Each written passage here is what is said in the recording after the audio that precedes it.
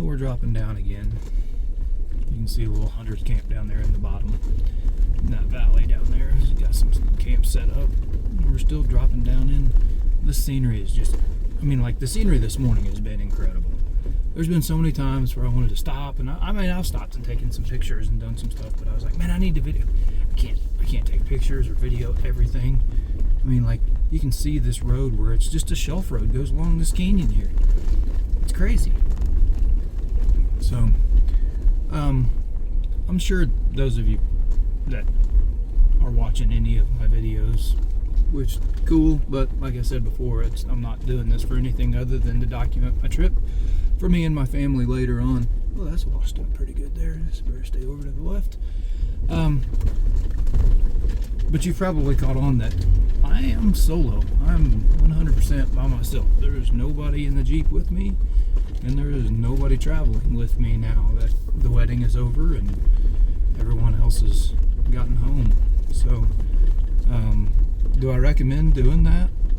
I mean, I got a lot of friends that I would say, yeah, man, you're fine. You wouldn't have a problem. But then there's, but for the normal person, no, you should never do this alone.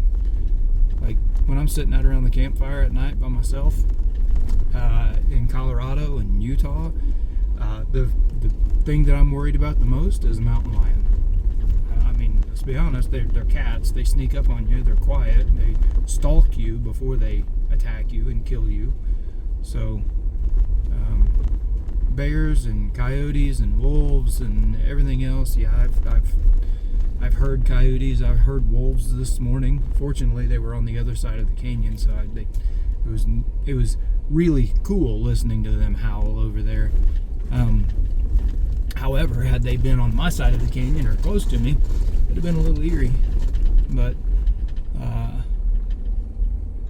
the other part of it is not only being able to be self-sufficient and take care of yourselves and for the wildlife, but being self-sufficient, being able to take care of yourself for setting up camp and taking care of that, personal hygiene, having experience in the wild and outdoors, the cold, the heat, everything else, and then vehicle maintenance, being able to work on it when something happens. I mean, I can't tell you how many times I've turned wrenches on this Jeep on this trip, and I worked on it for almost a year knowing that this trip was coming, tweaking and torquing and replacing parts and upgrading things to make it to where I didn't have to worry about it, because I knew that, I'll be 6,000 miles in this trip by the time I get done, and that's all put on the Jeep, and a lot of those are going to be off-road miles.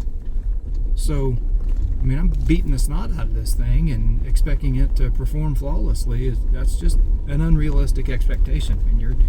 So knowing what tools to bring, knowing what tools that you might need, there's just a lot to planning and putting together a trip like this, especially knowing that you're going to be by yourself with nobody else to help you. So, do I recommend that everybody does it? No. Do I recommend everybody comes out west and experiences the scenery and the sights and everything else? Oh, absolutely. This place is amazing. But if you're not experienced in camping and off-roading and vehicle maintenance and working on stuff and doing everything on your own, then stick to the roads.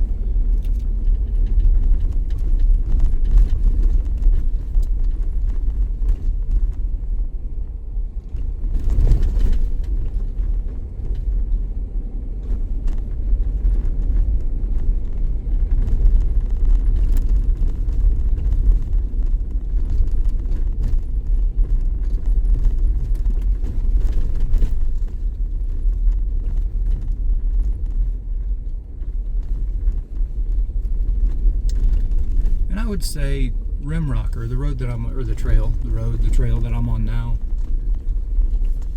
Would a four-wheel drive truck be able to do this? No. I would not take my truck on this. Absolutely not. Would a stock Jeep do it? Yeah. I mean, there's going to be some sections where you're like, man, I don't know if I can make it. It'll go. It'll make it through it. This is a pretty steep decline here. Yeah, it would make it. It'll do it.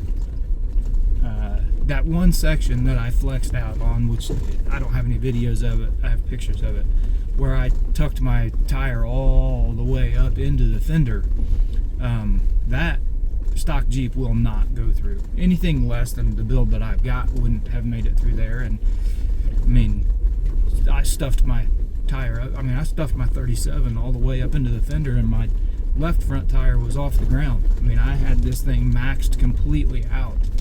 So, I mean, anything less than what build that I've got would have struggled getting through there.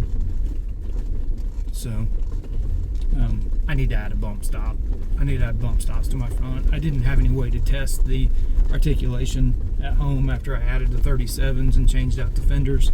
I thought I would be fine. The 35s cleared with the 35s with the stock fenders, so I figured the 37s with the aftermarket fenders would be okay.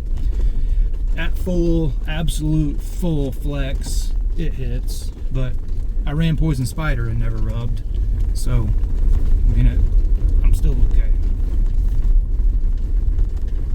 We're gonna drive right through that hunter's camp, the one that we were looking down on from up there.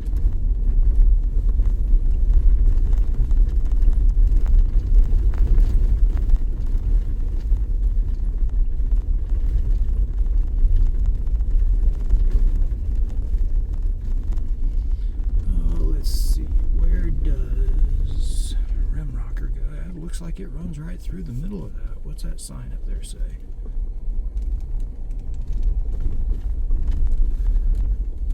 Little house, pit permit, boundary. And the map says it goes through here. I'm going to shut this off and make sure.